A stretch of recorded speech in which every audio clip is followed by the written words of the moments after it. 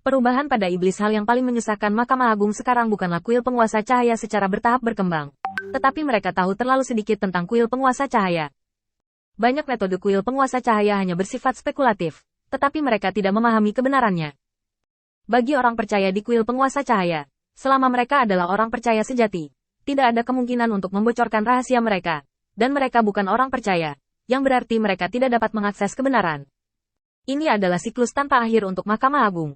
Apalagi selama bulan ini, mereka telah membuktikannya dengan beberapa utusan dewa. Semua responden batin yang masih berhubungan dengan mereka sehari sebelumnya, setelah menjadi orang percaya di kuil penguasa cahaya, bermain-main dengan menghilang, atau mereka menegur Mahkamah Agung, dan kemudian memutuskan kontak sama sekali. Ini masih ringan, dan setelah baru percaya, mereka langsung memarahi Mahkamah Agung. Hanya memarahi?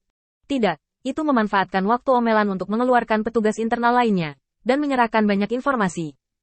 Dalam keadaan seperti itu, jelas tidak mungkin mendapatkan informasi yang cukup dari kuil penguasa cahaya. Oleh karena itu tes hari ini. Tapi sekarang, Cari Seluo langsung memotong pikiran Lao Lao Liu, langsung memarahinya, dan mengguncang banyak pikiran Mahkamah Agung. Tiba-tiba, suasana menjadi sangat tegang. Meski begitu, setelah Liu Lao akhirnya menenangkan emosi batinnya, dia berencana untuk mengobrol baik dengan Qin Yichen.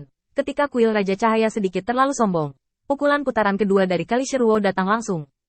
Saya menyarankan Anda untuk menyingkirkan cara Anda yang tidak berguna. Lord Light patuh pada keinginan rakyat dan kehendak Tuhan. Kamu hanyalah sekelompok cacing yang bersembunyi di bawah struktur kekuasaan Mahkamah Agung. Untuk apa kamu menatapku?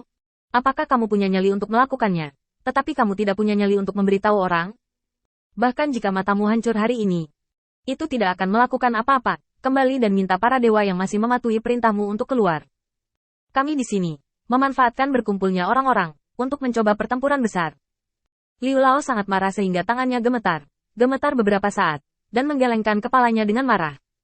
Salishe Luo berkata pada Yu Daoseng, sebarkan, mulai hari ini, dalam jarak 100 mil dari lorong luar angkasa ini, tidak ada orang tanpa izin yang diizinkan masuk. Jika ada pelanggaran, mereka semua akan dibunuh. Dapat dikatakan bahwa kata-kata Halishela membuat kata lekas marah menjadi ekstrim. Yu Daoseng berkata kepada Saris Hera dengan rasa takut yang masih ada. Bagaimana jika Mahkamah Agung benar-benar merobek wajahnya? Halishela mencibir. Menurutmu berapa banyak orang yang akan berurusan dengan kita? Jangan remehkan Lord of Light yang kamu percayai. Dia mengulurkan tangan dan menepuk bahu Yu Daoseng sebelum berkata. Jangan khawatir, penguasa cahaya tahu maksudku. Di Huotu Xingyu saat ini, Qin Yichen mempelajari keseluruhan cerita dari transmisi suara orang percaya. Menggelengkan kepalanya sebentar. Itu benar-benar dapat menimbulkan masalah. Kali Shero membuat keributan tentang langkah ini, memperjelas bahwa dia akan menjadi orang kunci di bawah kendali. Sikap kuil penguasa cahaya telah dikedepankan. Yang perlu dilakukan Qin Yichen adalah menjadi pembawa damai. Jika bawahannya ingin membuat masalah, Qin Yichen mungkin tidak bisa mengendalikannya. Terlebih lagi, sebagian besar kemarahan di Temple of the Lord of Light kini berasal dari tindakan Mahkamah Agung. Dengan cara ini, ketika Mahkamah Agung menghadapi Qin Yichen, ia harus berpikir dua kali. Jika Qin Yichen bertekad seperti orang percaya, maka kuil penguasa cahaya akan benar-benar berisik, dan Mahkamah Agung akan sangat merepotkan. Kali Shero mengurangi banyak tekanan pada Qin Yichen. Hanya memikirkannya, seseorang tiba-tiba muncul di samping Qin Yichen dan berkata dengan keras. Penguasa cahaya ada di depan? Qian Lao ingin bertemu denganmu. Qin Yichen tersenyum dan menggelengkan kepalanya secara langsung. Tidak perlu. Saya di sini hanya untuk menanyakan informasi tentang Huotu Xingyu. Tidak ada maksud lain. Anda hanya ingin melihat saya sekarang. Bukankah ini sudah terlambat? Segera setelah memasuki wilayah bintang Huotu, Qin Yichen menemukan tata letak Qian Lao, sebuah kamp palsu yang melindungi lorong ruang angkasa palsu. Ini adalah umpan yang ditinggalkan oleh Qian Lao, dan Qian Lao sendiri diam-diam berkemah ratusan mil jauhnya dengan sejumlah besar utusan dewa, yang dapat kembali kapan saja untuk mendukung dan melakukan serangan balik. Alasan mengapa Qin Yichen muncul di sini adalah untuk melihat tindakan pencegahan yang diatur oleh lelaki tua yang saleh ini. Ketika Qin Yichen mendapat kabar dari orang-orang percaya, Qian Lao mengirim seseorang untuk menemuinya. Tidak ada yang rumit dalam hal ini, yaitu ada hantu. Masih mungkin menyampaikan informasi kepada satu atau dua orang tertentu melalui Mahkamah Agung. Saat ini, pasti hal-hal sepele seperti menahan orang beriman, dan memberikan sedikit keuntungan kecil untuk menekan masalah ini. Dimungkinkan untuk berbicara sekarang, tetapi tidak perlu membicarakannya. Qin Yichen langsung pergi, tetapi utusan di belakangnya tidak bisa menyusul, jadi dia tidak punya pilihan selain kembali ke kamp untuk melapor. Ketika mereka sampai di sebuah gunung, Qin Yichen bertemu dengan Lin Bai yang telah lama menunggu. Ini kerja keras, Bagaimana kabar Mozu baru-baru ini? Lin Bai menyeringai dan mengguncang cincin penyimpanan di tangannya dengan bangga. Saya baru saja membunuh seorang jenderal iblis dari ras iblis. Ini semua informasi. Saudara Qin, apa pendapat Anda tentang kredit saya kali ini? Qin Yichen tanpa daya mengulurkan tangan dan mengusap kepala Lin Bai. Kamu, informasi ini pasti telah berkontribusi banyak. Jika kamu menginginkan sesuatu, katakan saja. Lin Bai membuka telapak tangannya dan mengguncangnya di depan Qin Yichen.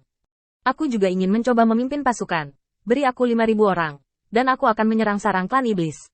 Qin Yichen hampir memuntahkan seteguk darah. 5.000 orang menyerang? Apakah kamu bercanda? Sekarang, masalah ini perlu dipertimbangkan dalam jangka panjang.